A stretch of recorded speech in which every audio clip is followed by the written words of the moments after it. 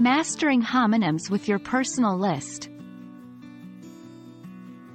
Hello language lovers. Welcome back to our series on mastering advanced English vocabulary. Today we're taking a close look at a tricky part of English. Homonyms. These are words that are spelled and pronounced the same but have different meanings.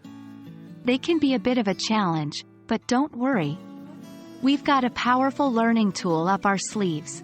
Creating a personal homonyms list. Let's dive in. To create a useful homonyms list, it's important to know exactly what homonyms are.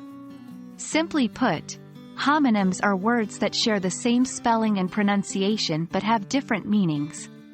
For example, bat could mean a nocturnal flying mammal, or a piece of sports equipment used in games like baseball or cricket.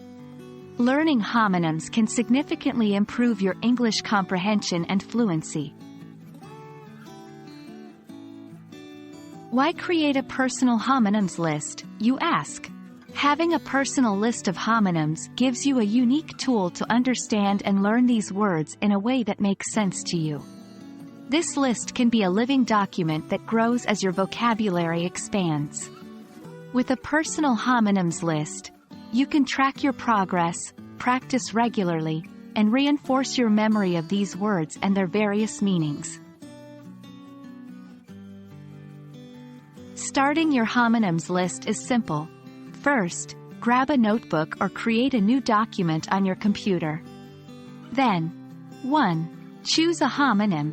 You could pick one from our previous videos or look up a list of homonyms online. It's best to start with ones you often encounter but find confusing.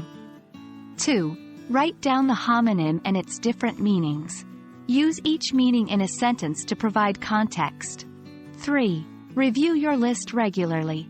This will help you remember the different meanings each homonym can have.